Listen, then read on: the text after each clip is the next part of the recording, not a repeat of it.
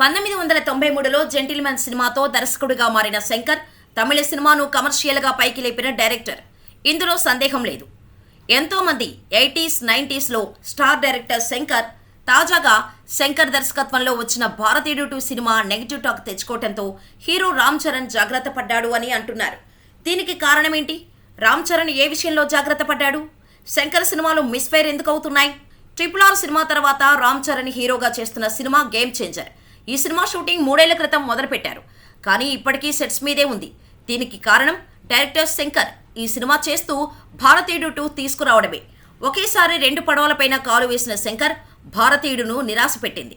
ఘోరమైన టాక్ తెచ్చుకుంది.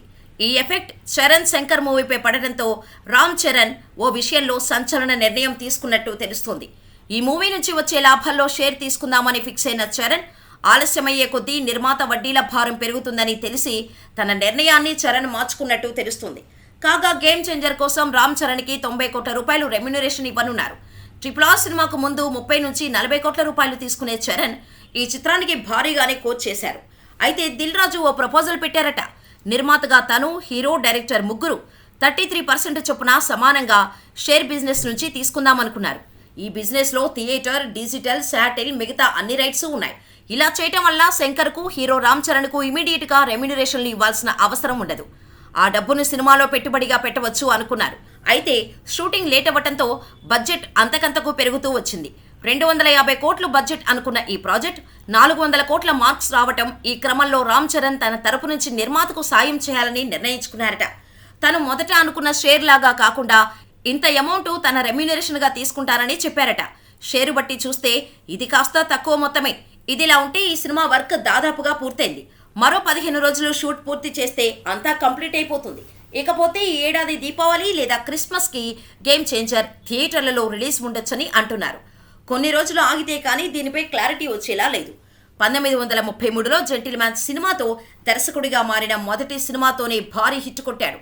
ఆ తర్వాత ప్రేమికుడు, భారతీయుడు, జీన్స్, ఒకే ఒక్కడు, బాయ్స్, అపరిచితుడు, శివాజీ, రోబో ఇలా ఒకదానికి మించి ఒకటి పెద్ద హిట్ అయ్యాయి.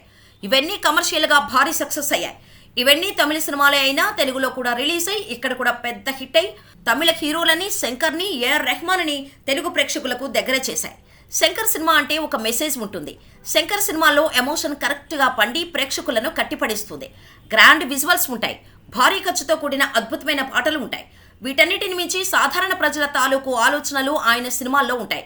కానీ ఇప్పుడు అవన్నీ మిస్ అవుతున్నాయని టాక్ వినిపిస్తుంది.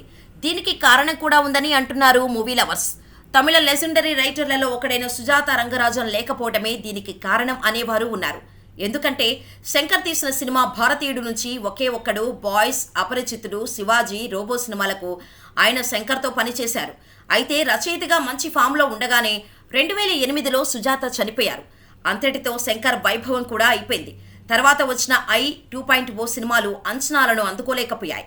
ఇప్పుడు భారతీయుడు 2 సంగతి చెప్పాల్సిన పనే లేదు. సాహితీవేత్తగా, రచయితగా మంచి పేరున్న జయమోహన్తో 2.0 ఇండియన్ 2 సినిమాలకు పని చేయించుకున్నాడు. కానీ ఆయన సుజాతల మెరుపులు మెరిపించలేకపోయారు.